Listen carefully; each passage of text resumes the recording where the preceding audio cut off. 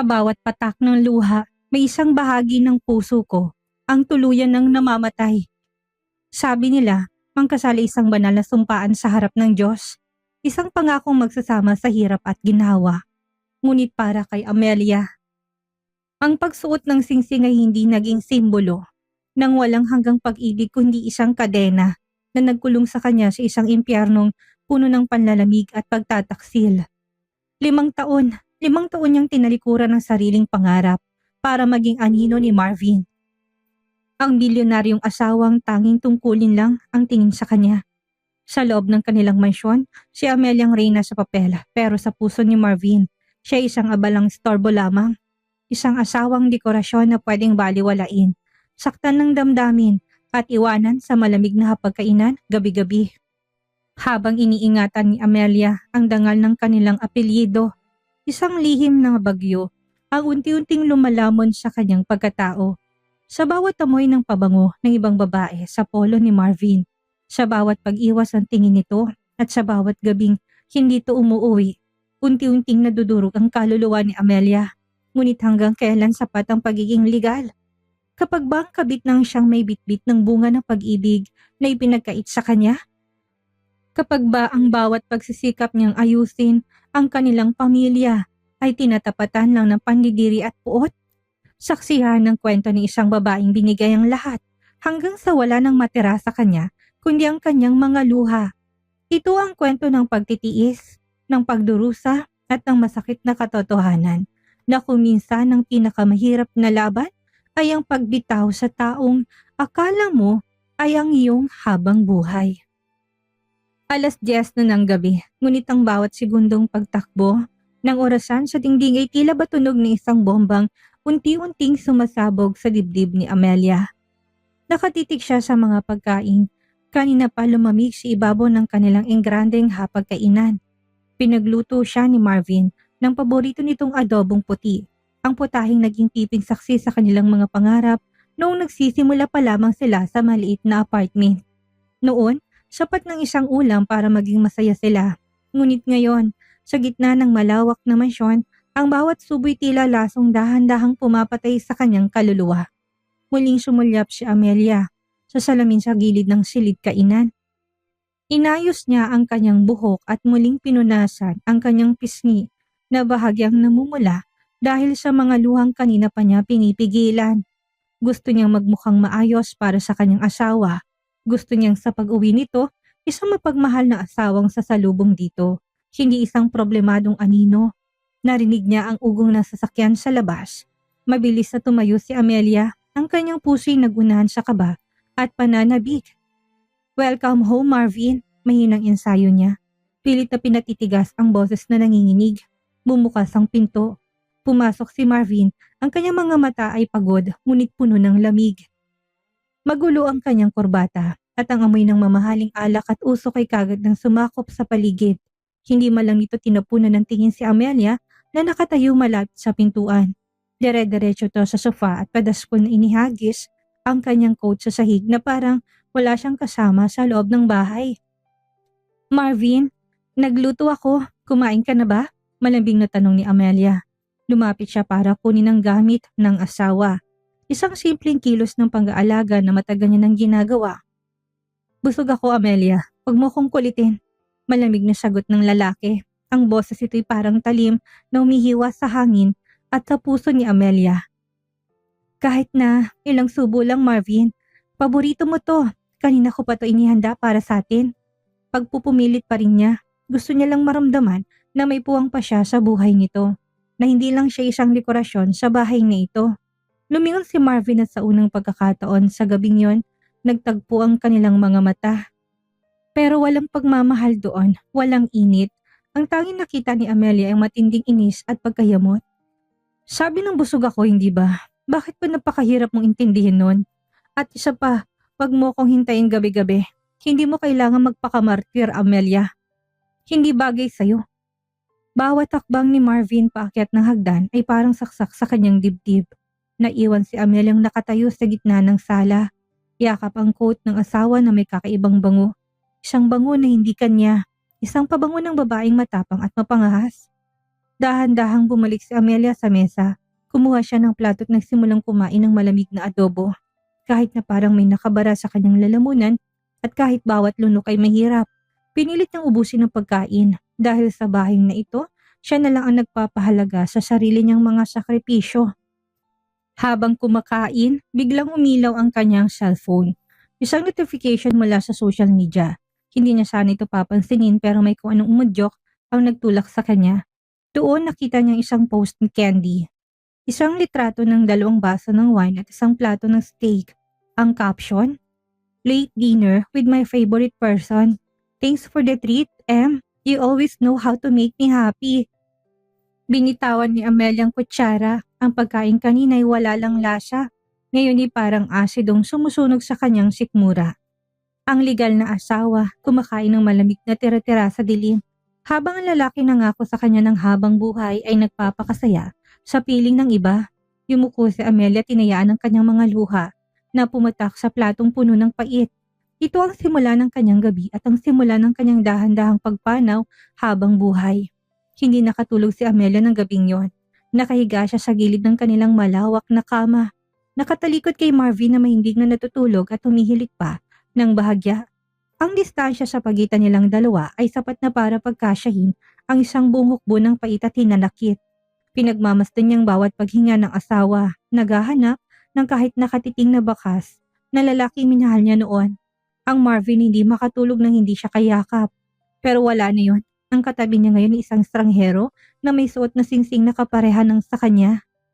Dahan-dahang bumangon si Amelia nang makitang nagliwanag ang cellphone ni Marvin sa ibabaw ng nightstand at isang mensaheng pumasok. Sa kabila ng panginginig ng kanyang mga kamay, kinuha niyang device. Hindi ito nakalock, marahil ay dahil sa sobrang kumpiyansa ni Marvin na wala siyang lakas ng loob na mag-usisa o dahil sadyang wala na itong pakialam kung malaman na niya ang totoo. Binuksan niya ang inbox.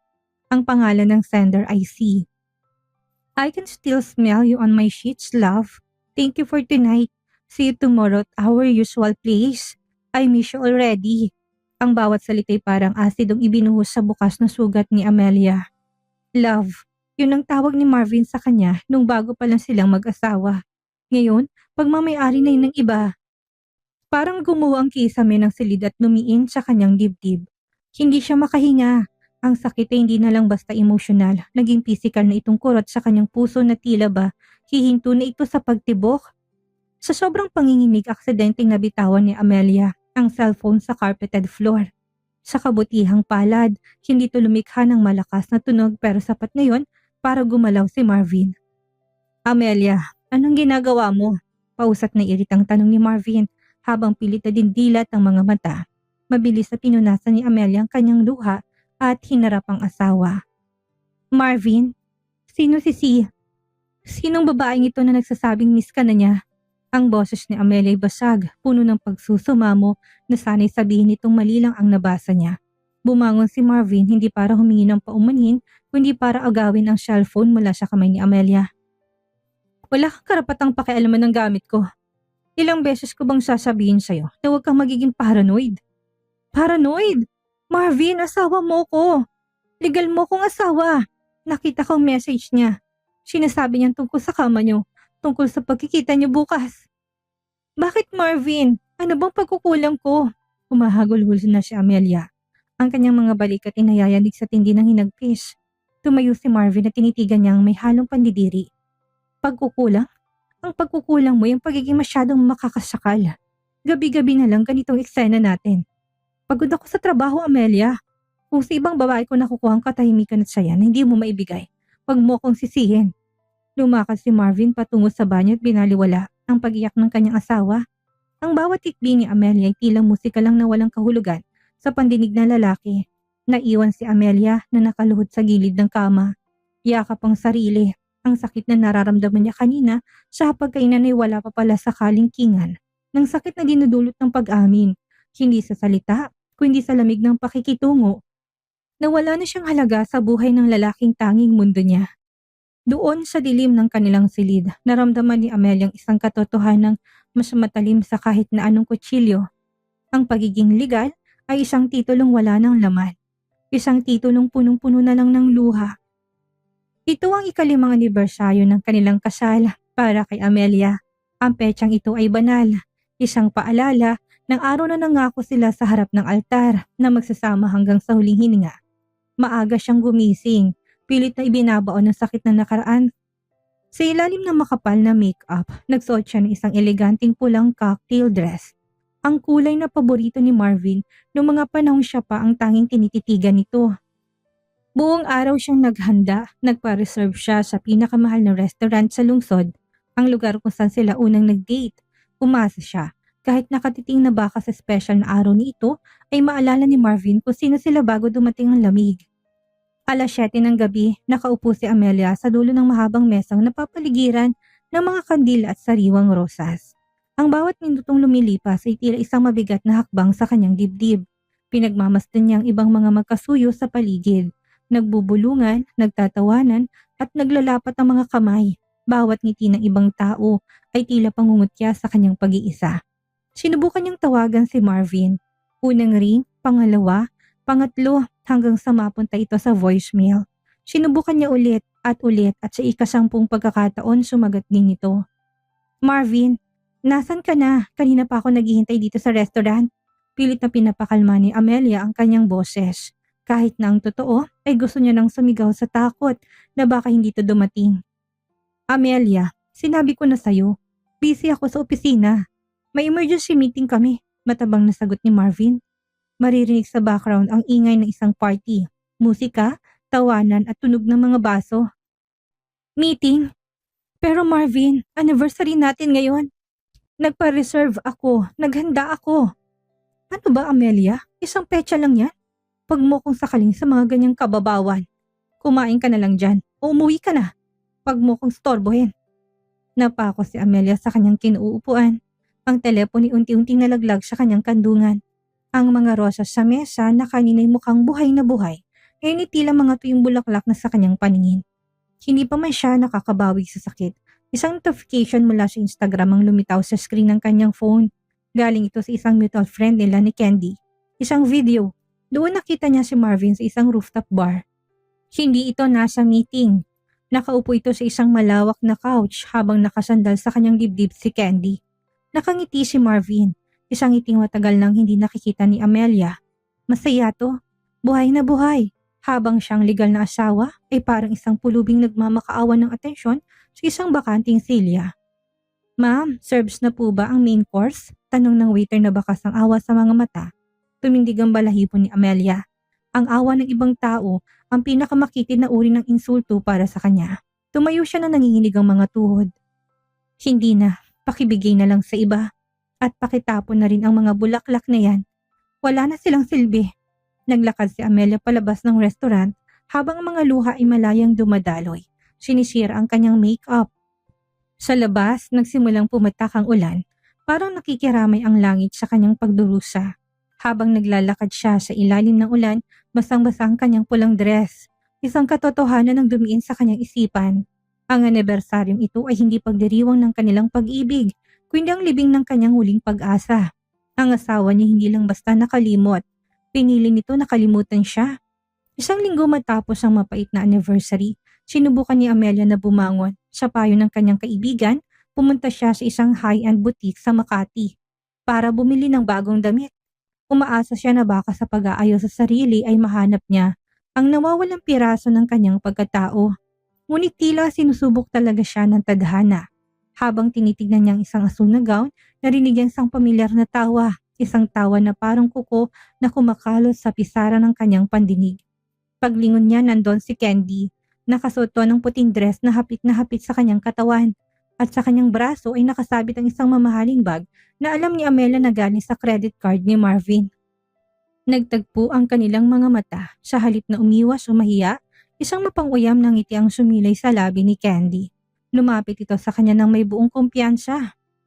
Oh, look who's here! The legal wife! Panimula ni Candy. Binibigyan din ng salitang legal na tila ba isa itong biro. Medyo maputla ka yata, Amelia.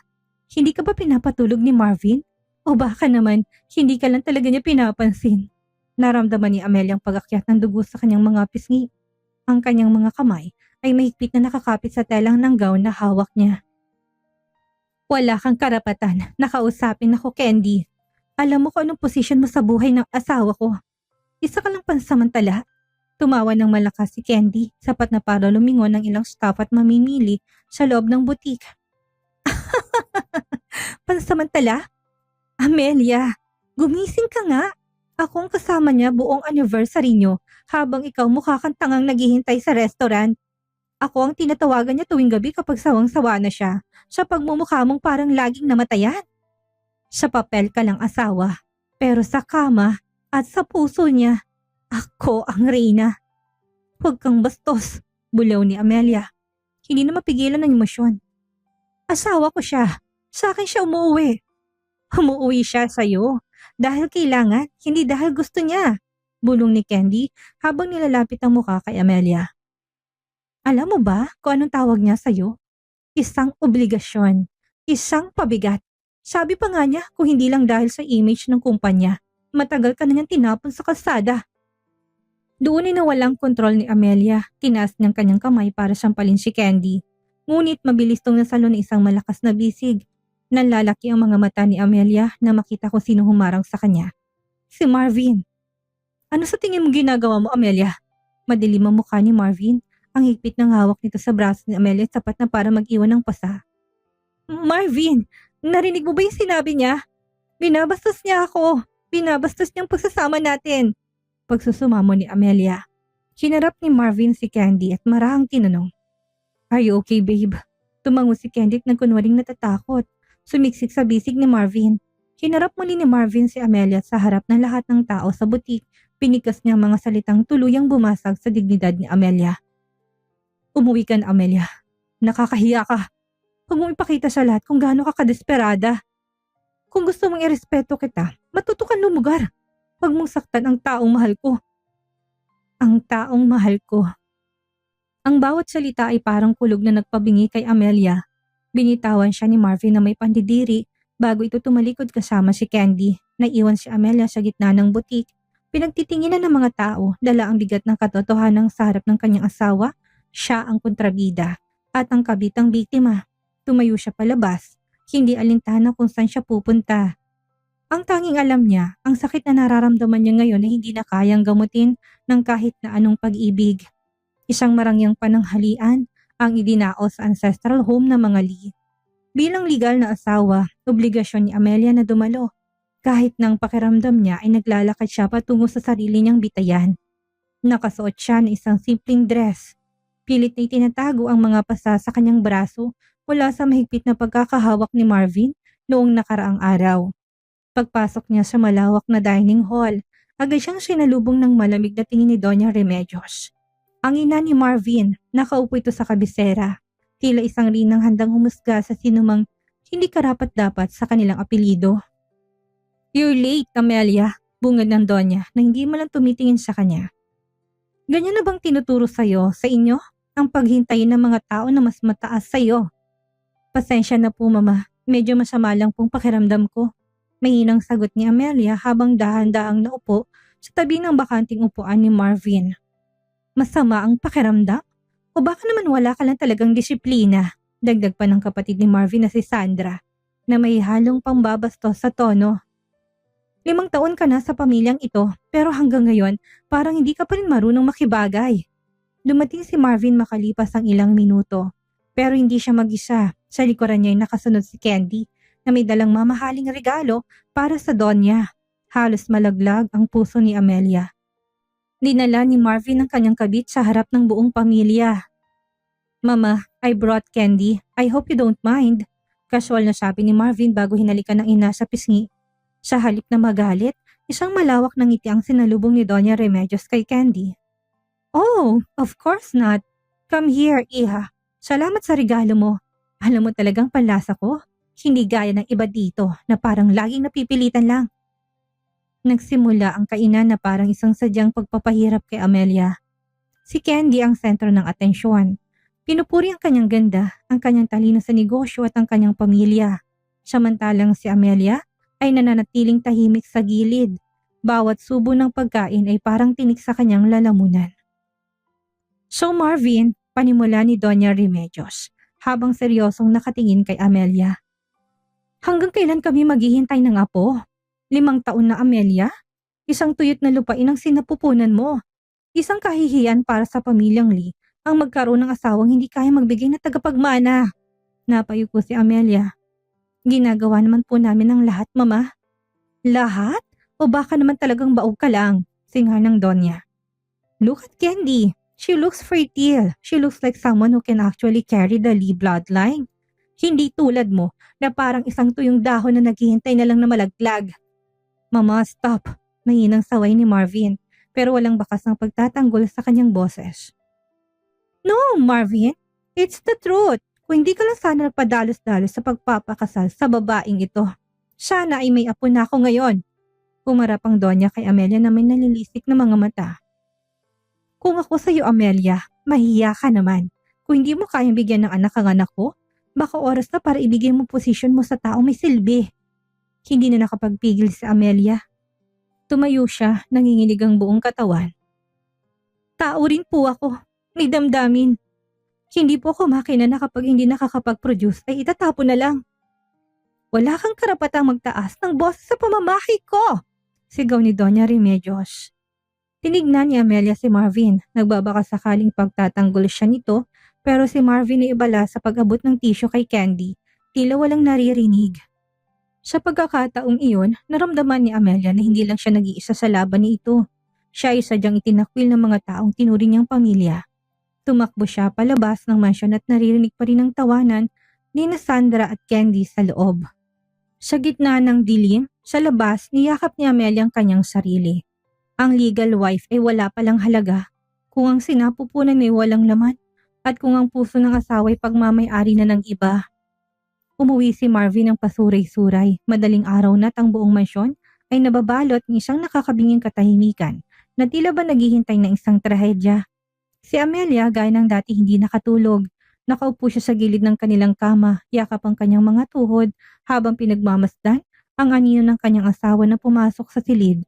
Amoy alak si Marvin, sobrang tapang na amoy na humahalo sa pamilyar na pabango ni Candy. Sa bawat takbang nito, ramdam ni Amelia ang panganib. Hindi para sa kanyang kaligtasan, kundi para sa kanyang natitirang piraso ng puso. Marvin, hayaan mo na ako na tulungan ka, nanginang sabi ni Amelia. Lumapit siya para alisin ang sapatos ng asawa. Isang gawain na kahit gaano kasakit ng ginagawa nito sa kanya ay hindi niya magawang talikuran. Hinawakan ni Marvin ang balikat niya. Sa isang iglap naramdaman ni Amelia ang isang init na matagal niya nang hinahanap. Hinila siya ni Marvin palapit at si ilalim ng madilim na ilaw ng silid, tila bumalik ang dating tamis. Hinalikan siya ni Marvin, isang halik na puno ng pagnanasa, ngunit may kasamang pait ng alak. Marvin, bulong ni Amelia, ang kanyang mga luhay nagsimulang pumatak. Akala niya sa gabing ito, sa gitna ng kalasingan ng asawa, ay muli niyang mararamdaman na mahal siya nito. Tumugon siya sa bawat haplos, sa bawat halik, umaasang ito ng simula ng kanilang pag-aayos. Naghubad si Marvin ng suot at sa gitna ng kanilang matinding pagtatalik. Sa sandaling dapat ay sila lang dalawang nasa mundo. Binigkas ni Marvin ang mga salitang tila isang sumpa na dumiin sa kaluluwa ni Amelia. Candy, oh God, Candy, I love you so much. Bulong ni Marvin sa kanyang tenga, habang ang mga kamay nito ay nakagapos sa katawan ni Amelia. Parang tumigil ang pag-ikot ng mundo ni Amelia. Ang init na nararamdaman niya biglang naging yelo. Ang lalaking nasa ibabaw niya, ang lalaking legal niyang asawa ay nakikipagtalik sa kanya pero ang kaluluwa nito ay nasa piling ng iba. Ginamit siya ni Marvin bilang isang kapalit, isang katawan na magpupuno sa pangangailangan nito dahil wala ang babaeng tunay niyang mahal. Marvin, ako to, si Amelia, hikbi niya. Sinusubukang itulak ang asawa pero hindi siya narinig ni Marvin. Tuluyan na itong nilaman ng espiritu ng alak at ng obsession ito kay Candy. Nang matapos ang lahat, linalaw ng antok si Marvin at kagad tong nakatulog sa tabi niya na parang walang nangyaring kalupitan. Naiwan si Amelia na nakahiga sa dilim, hubad at basang-basa ng sariling luha. Pakiramdam niya ay mas masahol pa siya sa isang bayarang babae. Dahil ang isang bayaran ay binabayaran para sa serbisyo. Pero siya, ang legal na asawa ay ninakawan ng huling piraso ng kanyang dangal. Tumayo si Amelia, nanginginig ang mga binti. Naglakad siya patungo sa banyo at binuksan ang shower. Hinayaan niya na dumaloy ang malamig na tubig sa kanyang katawan. Pilit na hinuhugasan ng bawat haplos ni Marvin na ngayon ay parang uod na gumagapang sa kanyang balat. Kinuskus niya ang kanyang balat hanggang sa mamula ito, hanggang sa mahapdi na pero hindi niya maalis ang pakiramdam ng dumi. Asawa mo ko, Marvin. Bakit kailangang iparamdam mo sa akin na ako ang kabit sa sarili nating kama? Hagulo niya sa ilalim ng bagsak ng tubig. Doon sa loob ng banyong yon, isang bahagi ni Amelia ang tuluyan nang namatay. Ang Amelia na dating naniniwala sa love conquers all ay pinalitan ng isang babaeng puno ng puot at kawalan ng pag-asa. Napagtanto niya na sa paningin ni Marvin, siya isang anino lamang, isang katawan na walang mukha, isang pangalang hindi kailanman bibigkasin ng may pagmamahal. Isang buwan ang lumipas matapos ang gabing yon sa silid kung saan tila naging estranghero si Amelia sa sarili niyang katawan. Pilit niyang binabaon ng sarili sa gawaing bahay. Sinusubukan na maging perpektong asawa sa pag-asang baka sakali sa huling pagkakataon ay makita ni Marvin ang kanyang halaga. Ngunit ang tadhana ay sadyang malupit sa mga taong marunong magmahal. Isang hapon habang nag-aayos si Amelia ng mga gamit sa sala, dumating si Marvin. Hindi to nag-iisa. Kasunod nito si Doña Remedios at sa likod nila ay ang nakangiting si Candy. May kakaiba sa aura ni Candy, isang ningning na sa mga mata na tila ba nanalo to sa isang malaking pustahan. Amelia, maupo ka. May kailangan kaming sabihin sa'yo. Bungad ni Marvin. Ang boses nito ay hindi na malamig kundi puno ng isang emosyong hindi mabasa ni Amelia. Halo ng kaba at kagalakan. Naupo si Amelia sa tapat nila. Ang kanyang mga kamay ay mahigpit na nakakapit sa laylayan ng kanyang damit. Tumingin siya kay Marvin. Pagkatapos ay kay Doña Remedios na tila ba nagniningning ang mga mata sa saya. Ano po yun? Mahinang tanong ni Amelia. Si Candy ang sumagot. Kumuha ito ng isang maliit na puting envelope mula sa kanyang bag at dahan-dahang nilapag sa ibabaw ng glass table. Open it, Amelia. I think you deserve to know first. Nanginginig ang mga daliri ni Amelia habang binubuksan ng envelope. Sa loob ay may isang piraso ng papel. Isang laboratory result. Habang binabasa ni Amelia ang mga medical na termino, tila tumigil ang daloy ng dugo sa kanyang buong katawan. Patient name, Candy San Jose, result positive. Gestational age, 6 weeks. Buntis si Candy, ang anak na 5 taon ang pinagdarasal ni Amelia.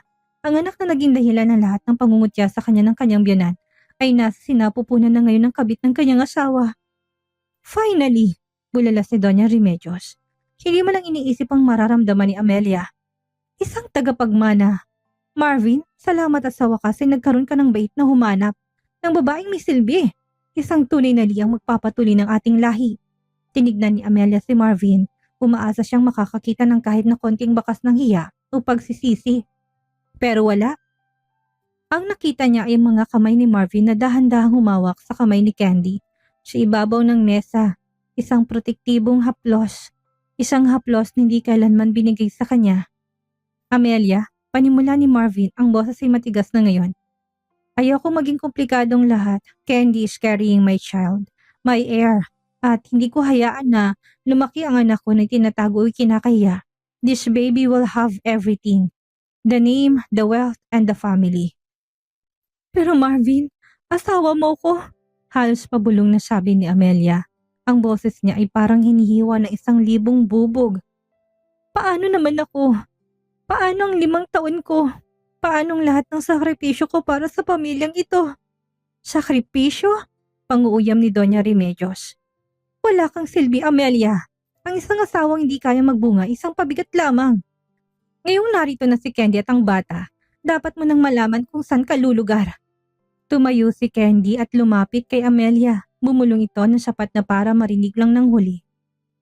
Sabi ko sa iyo, Amelia, sa papel ka lang asawa. Pero ako ang magbibigay sa kanya ng pamilyang hindi mo kayang ibigay. Talo ka na. Hindi na nakapagsalita si Amelia. Parang nawalan siya ng boses, ng lakas at ng rason para huminga.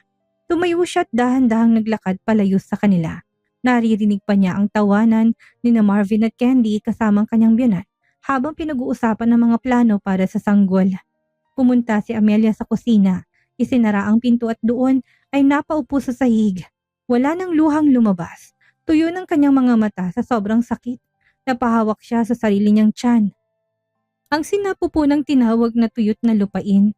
Ang bawat pintig ng kanyang puso ay parang nagsasabing, wala ka ng puwang dito, wala ka ng halaga. Ito ang pinakamasakit na uri ng pagkatalo. Ang palitan kang hindi dahil sa mas magandang iba, kundi dahil nagawa nilang tanging bagay na inaasahan sa'yo, pero hindi mo nagawa. Ang gabing yun ay nababalot ng isang kakaibang katahimikan. Yung uri ng katahimikan na nagbabadya na isang malakas na pagguho. Sa loob ng kanilang silid, hindi na umiiyak si Amelia. Tuyot ng kanyang mga mata at ang kanyang muka ay parang isang maskarang gawa sa porselana. Malamig, matigas at tanda ng mabasag. Nilabas niya ang isang lumang maleta mula sa ilalim ng kama. Isa-isa niyang tinupi ang kanyang mga damit. Hindi niya kinuhang mamahaling gown na binili ni Marvin para sa kanya o ang mga alahas na ibinigay nito bilang suhol.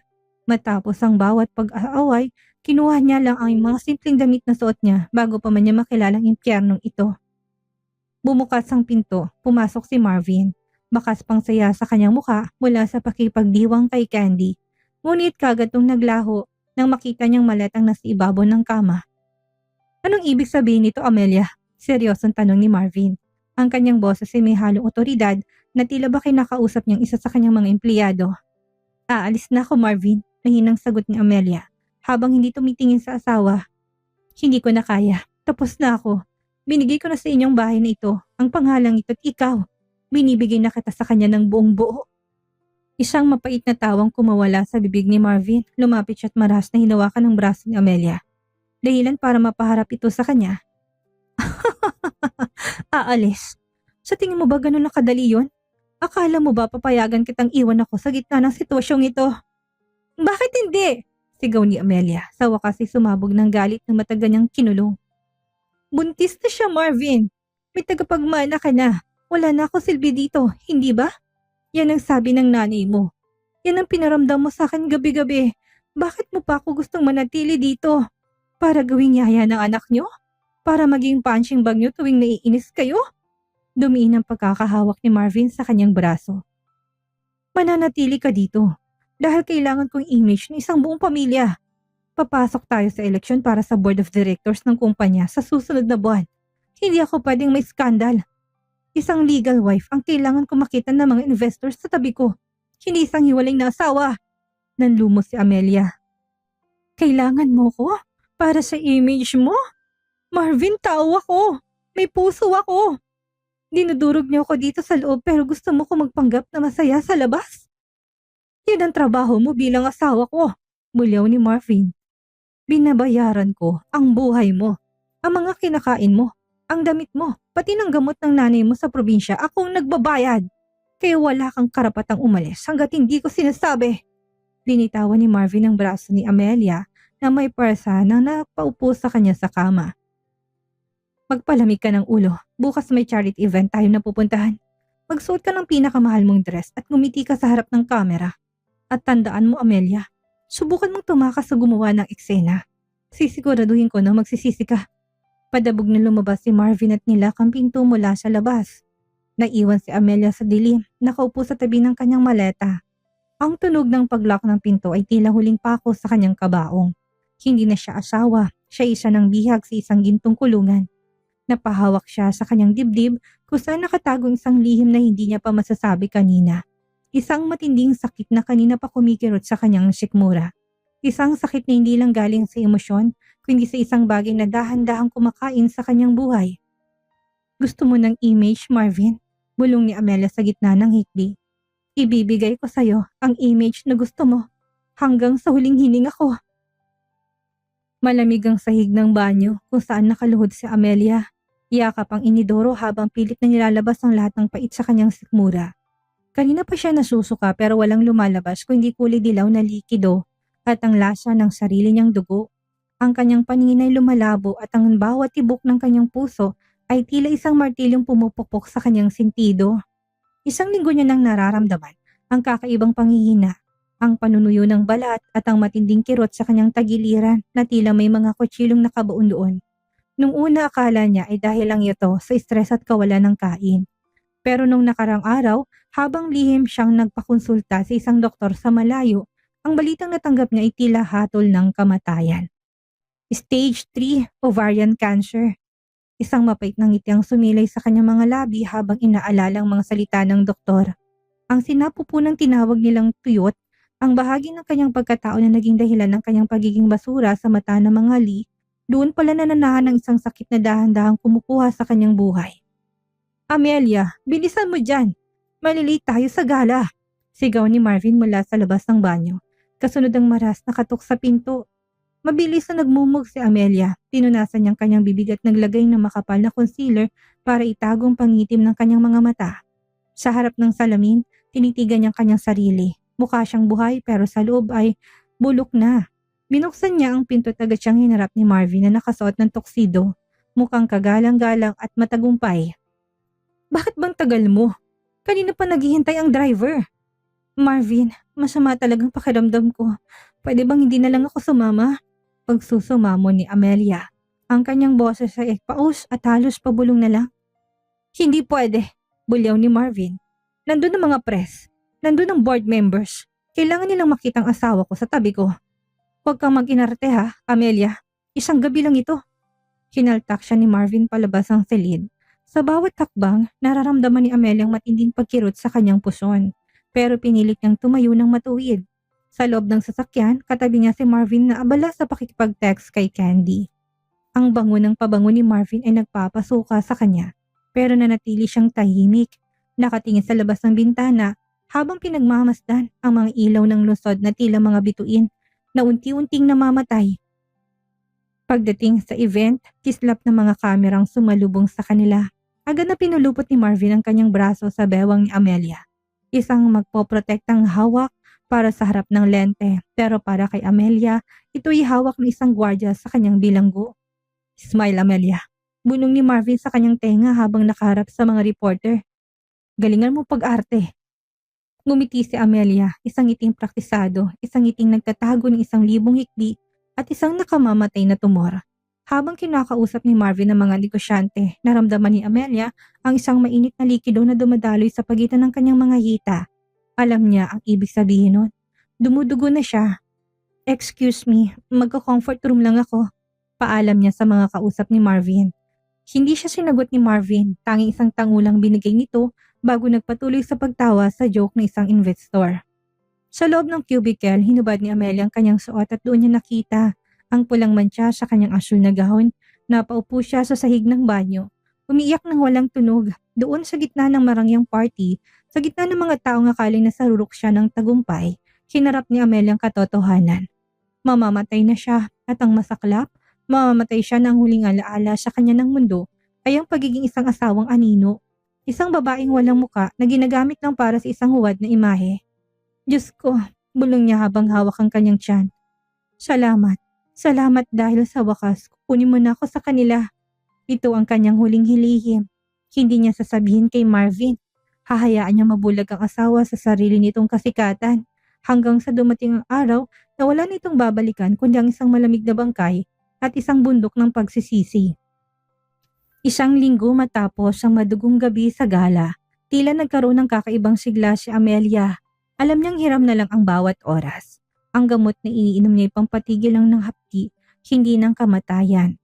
Sa gabing ito, nagpasya siya magluto. Hindi lang basta pagkain, kundi ang lahat ng pagkain pinagsaluhan nila noong wala pa silang pera. Ang mga pagkain nagpapaalala kay Marvin kung sino si Amelia bago siya naging isang legal obligation. Inayos niya ang hapagkainan. Nagsuot siya ng puting damit.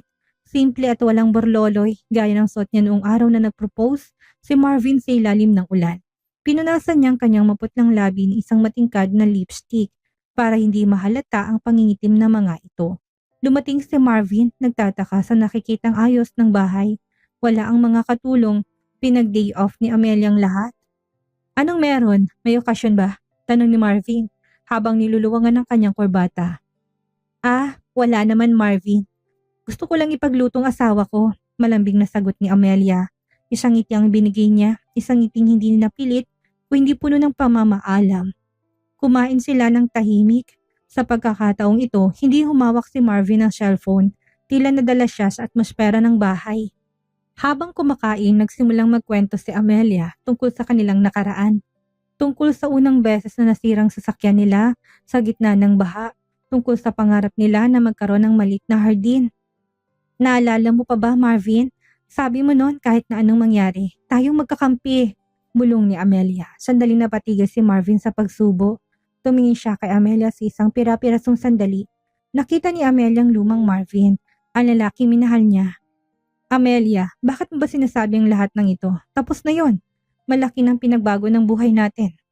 Alam ko, at alam ko malaki na rin na nagbago sa puso mo, sagot ni Amelia. Tumayo siya at lumapit sa likuran ni Marvin. Dahan-dahang pinatong ang kanyang mga kamay sa balikat nito. Nanginginig ang kanyang mga daliri pero pinigilan niya. Gusto ko lang malaman mo, Marvin, na kahit na anong sakit ang ibinigay mo sa akin, pinatawad na kita, pinapatawad na kita sa lahat. Nangunot ang noon ni Marvin. Bakit parang nagpapaalam ka?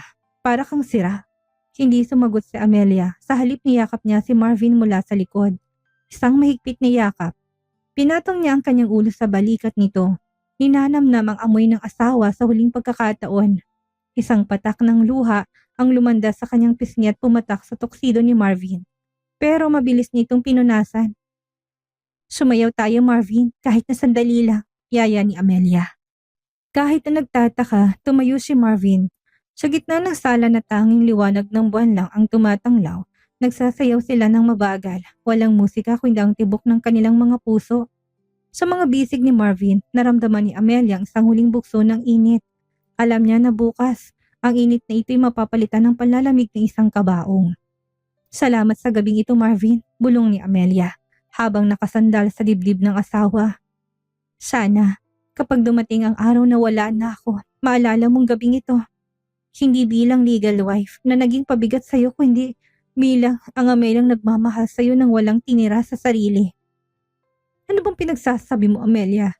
Hindi ka naman mawawala.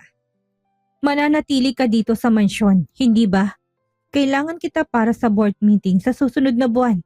Sabi ni Marvin, pilit na binabalik ang usapan sa negosyo para itagong kakaibang kabang nararamdaman niya. Humiwalay si Amelia sa yakap, tinitigan niya si Marvin sa huling pagkakataon na may matinding pagmamahal at matinding awa. Sana ay maging masaya ka sa anak mo, Marvin. Sana mahalin mo siya, gaya na hindi mo pagmamahal sa akin. Tumalikod na si Amelia at dahan-dahang umakyat sa hagdan. Ang bawat takbang niya ay tila pag-akyat sa langit. Hindi na siya lumingon, hindi na siya kailangan makitang pagkalito sa mukha ni Marvin. Sa loob ng kanyang silid, inihanda ni Amelia ang isang sobre. Doon ay nakalagay ang kanyang medical results, ang kanyang huling habilin at ang kanyang marriage contract na punong-puno ng patak ng luha. Humiga siya sa kama, uminom ng huling dose ng painkiller at ipinikit ang kanyang mga mata. Tapos na ang tungkulin ko, Marvin, bulong niya sa hangin. Malaya ka na at sa wakas, malaya na rin ako. Malamig ang madaling araw, ang hangin na pumapasok sa bahagyang nakabukas sa bintana ng silid ni Amelia ay tila may dalang mensahe ng pamamaalam. Sa ibabaw ng kama nakahiga ang legal na asawa. Payapa, walang galaw at sa unang pagkakataon, sa loob ng 5 taon, walang bakas sa sakit sa kanyang mukha. Ang kanyang mga labi bahagyang nakakurba sa isang tipid ng ngiti. Tila ba sa wakas ay natagpuan na niya ang paraiso na ipinagkait sa kanya ng mundong ito. 6:00 ng umaga nang magising si Marvin sa kabilang silid. May kakaibang bigat sa kanyang dibdib. Isang hindi maipaliwanag na kaba na tila ba may bahagi ng kanyang pagkatao ang nawala habang siya ay natutulog. Naalala niyang pakikitungo ni Amelia kagabi, ang matamis na hapunan, ang sayaw sa dilim at ang mga salitang tila mga huling habilin. Amelia, tawag niya habang naglalakad sa hallway. Walang sumagot. Pinhit ni Marvin ang doorknob ng silid ni Amelia, bumungod sa kanyang amoy ng mga sariwang rosas na inayos ni Amelia bago ito natulog. Ang silid ay malinis, maayos at napakatahimik. Nakita niya si Amelia na nakahiga, nakasuot pa rin ang puting damit na ginamit nito kagabi. Amelia, gumising ka na. May appointment tayo sa abogado ngayon para sa pre-election papers. Wika ni Marvin habang lumalapit sa kama.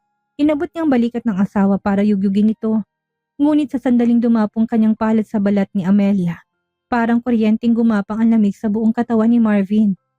Hindi itong lamig ng aircon, itong palalamig na isang katawang wala ng buhay. Amelia, huwag kang magbibiro ng ganyan ha, pasigaw na sabi ni Marvin.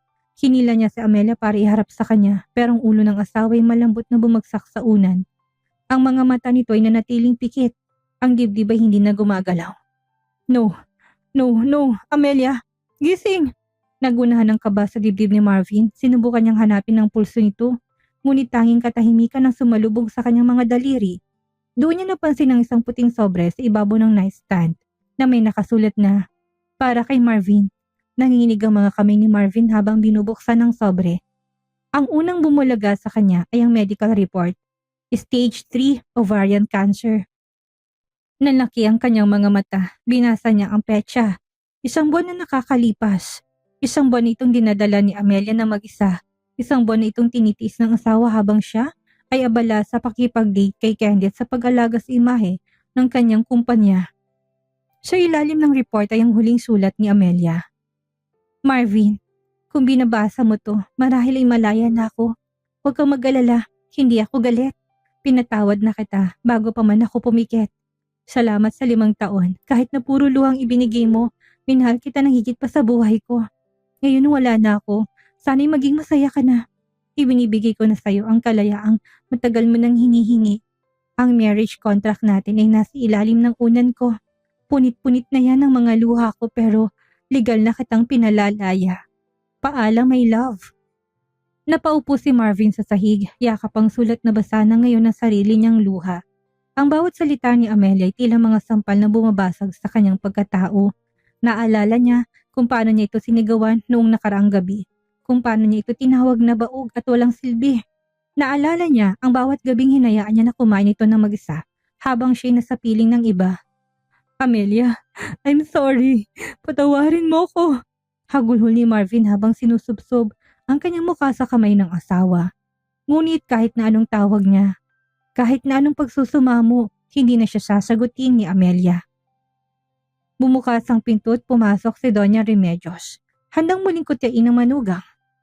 "Marvin, bakit wala pa ring almusal?" Naputo lang sasabihin ng matanda nang makitang eksena. Nakita niya ang maputlang katawan ni Amelia at ang naglulunoy sa pagsisisi na si Marvin. "Patay na siya, mama!" Sigaw ni Marvin sa gitna ng pagtangis. "Patay na ang asawa ko at tayong pumatay sa kanya. Pinatay natin siya sa bawat salitang binitawan natin. Masaya ka na ba?" Sa unang pagkakataon na wala ng imik ang Donya, ang kapalit ng tagapagmanang inasam niya ay ang buhay ng isang babaeng tanging pagkakasala lang ay ang magmahal ng tapat sa isang pamilyang walang puso.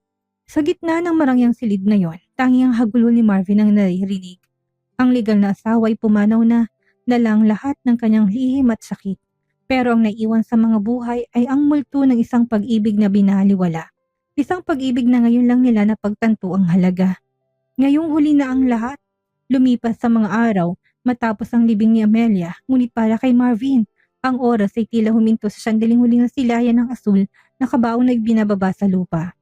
Ang mansyon na dati ay simbolo ng kanyang tagumpay ay nag-iisang madilim at malamig na bilangguan. Bawat sulok, bawat amoy ng hangin at bawat anino nagpapaalala sa kanya ng babaeng binaliwala niya. Hindi na pumapasok si Marvin sa opisina. Ang board meeting na dati tinatangi niya ay tuluyan niya ng kinalimutan. Nakaupo lang siya sa sahig na silid ni Amelia, napapaligiran ng mga gamit nito na hindi niya magawang ipamigay. Hawak niya isang lumang litrato, isang kupas na Polaroid nung college pa sila. Doon nakangiti si Amelia, yakap siya at ang mga mata nito'y puno ng ningning at pag-asa. "Bakit hindi ko to nakita?" Bulong ni Marvin sa hangin.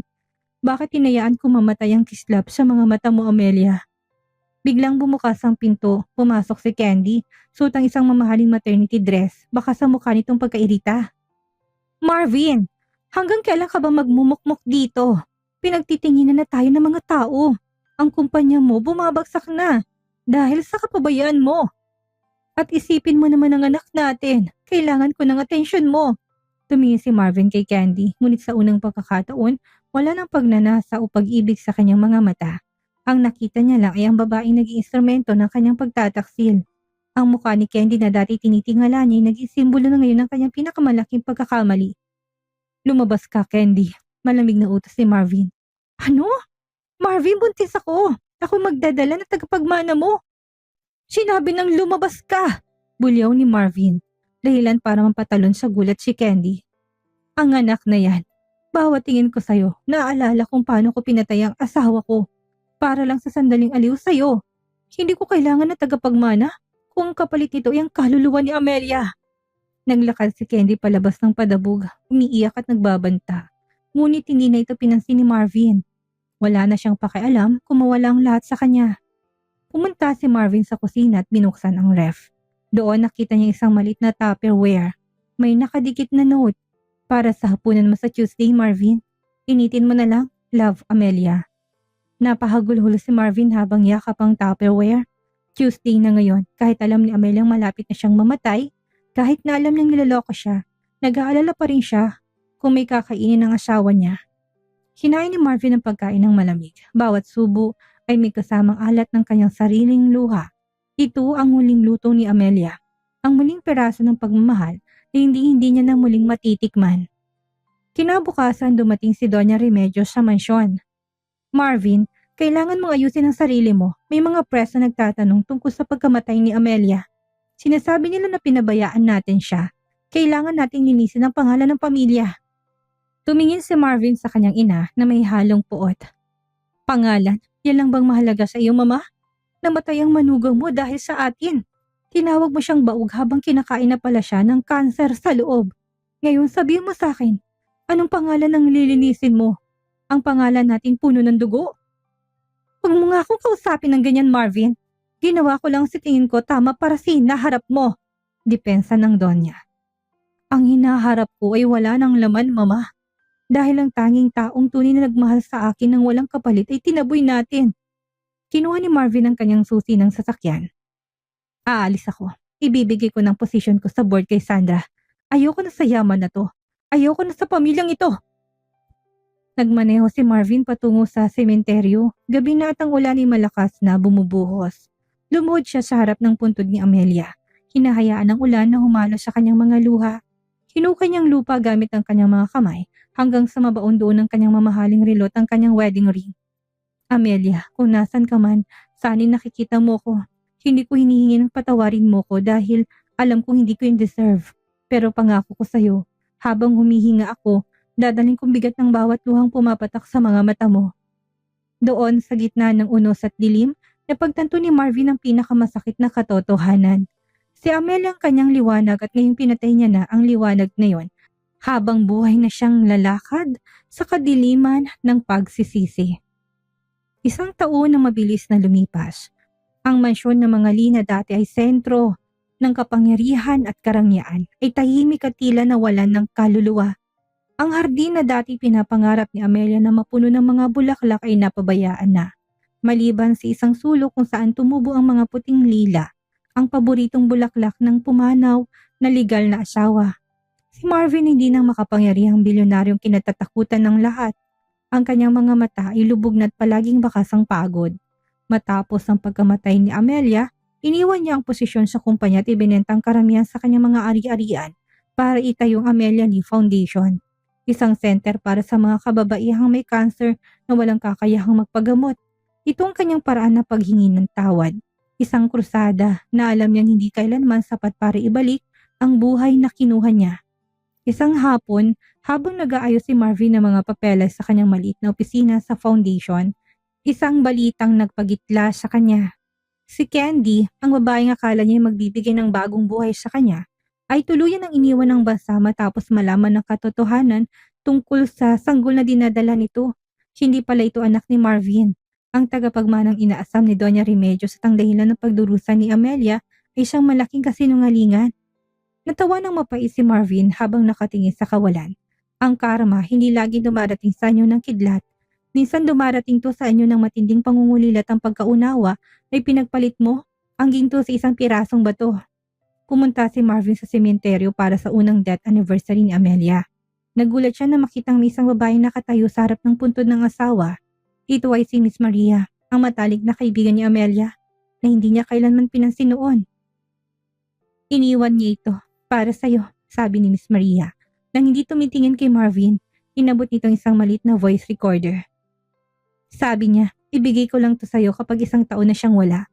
Gusto niyang siguraduhin na naramdaman mo na ang tunay na halaga ng bawat segundong binaliwala mo siya. Nanginginig na pinindot ni Marvin ang play button. Ang boses ni Amelia ay bahagyang nangihina, may kasamang tunog ng hangin at puno ng labis na pagmamahal. Marvin, kung naririnig mo to, sana'y nakangiti ka na. Huwag mo nang sisihin ang sarili mo. Sa huling gabi nating pagsasayaw, naramdaman kong tibok ng puso mo at sapat na yun para mamatay akong panatag. Hindi mo kailangang maging malungkot habang buhay. I want you to be free, Marvin. Hindi ko hinihiling na kalimutan mo ko pero hinihiling ko na patawarin mo sarili mo. Dahil ako, matagal na kitang pinatawad. Ito na ang huling patak ng ulan at magsisilbing yakap ko sa'yo. Paalam, aking asawa. Nabitawan ni Marvin ang recorder, napaluhod siya sa damuhan. Sinubsob ang kanyang muka sa malamig na marmol ng puntod. Doon sa harap ng puntod ni Amelia, kumagulhol si Marvin. Hindi dahil sa galit kundi dahil sa isang pag-ibig na huli ng kanyang matanto. Sa kabilang banda, si Doña Remedios ay naiwang mag-isa sa malaking mansyon. Matanda at may sakit. Inaalagaan ng mga nurse na tanging pera lang ang habol sa kanya. Ang anak niyang si Sandra ay nalulung sa sugal at nawaldas ang natitirang yaman. Ang bawat pangungutya nila kay Amelia ay bumalik sa kanila sa anyo na isang malungkot at madilim na katandaan. Habang papalubog ang araw, isang banayad na hangin ang umihip sa sementeryo. Ang mga puting talutot ng bulaklak ay dahan-dahang lumapag sa balikat ni Marvin. Para sa kanya, yun ang huling haplos ni Amelia. Ang kwento ng legal na asawa ay hindi nagtapos sa isang happily ever after. Nakasal kundi sa isang matinding aral tungkol sa pagpapahalaga. Na ang pag-ibig kapag hindi iniingatan ay maaring maging isang napakabigat na pagsisisi. At ang mga luha ni Amelia, silang naging ulan na nagdilig sa pusong tuyot ni Marvin upang sa wakas ay matuto itong tumibok na may tunay na kahulugan. Sa huling sandali tumingala si Marvin sa langit. Salamat Amelia, salamat sa pagtuturo sa akin kung paano magmahal. Kahit nga sa huling sandali, pumikit siya sa kanyang isipan nakita niyang muli si Amelia. Nakangiti, malaya at hindi na muling iiyak pa. Ang kasaysayan ni Amelia isang masakit na paalala ng pag-ibig hindi lamang isang titulong pinanghahawakan sa papel, kundi isang obligasyong dapat alagaan sa bawat tibok ng puso. Itinuturo ng kwentong ito na ang pagsisisi palaging nasa huli at madalas dumarating ito sa sandaling wala na tayong pagkakataong bumawi. Huwag nating hintayin na mag-isang malamig na alaala ang taong nagmamahal sa atin bago natin ma-realize ang kanilang halaga. Ang tunay na katapatan hindi nasusukat sa material na bagay o sa image na ipinapakita natin sa mundo, kundi sa maliit na sandali ng pag-unawa, pagkalinga at pagrespeto sa damdamin ng ating katuwang sa buhay. Sa huli ang yaman at kapangyarihan ay naglalaho, ngunit ang sugat na iniwan natin sa puso ng iba ay mananatiling man siya sa ating sariling kaluluwa. Matuto tayong magpahalaga habang ang lahat ay may ngayon pa. Dahil ang bukas ay hindi kailanman garantisado. Sa lahat ng aking mga minamahal na tagapagsubaybay at taga-suporta mula sa kaibuturan ng aking puso, nais ko pong magpasalamat sa inyong walang sawang pagsuporta. Ang inyong mga comment, reaction at pakikipagdalamhati sa kwento ni Amelia ang nagsilbing inspirasyon ko upang pagbutihin pang bawat salitang aking isinusulat. Salamat sa paglaan ng inyong oras para damayan ang ating bida sa kanyang laban at pahit ng buhay. Naway ang kwentong ito hindi lamang mag-iwan ng luha sa inyong mga mata, kundi pati na rin ang aral na dadalhin nyo sa inyong sariling mga tahanan at relasyon. Hanggang sa muli nating paglalakbay sa mundo ng mga kwentong puno ng pag-ibig, kirot at pag-asa.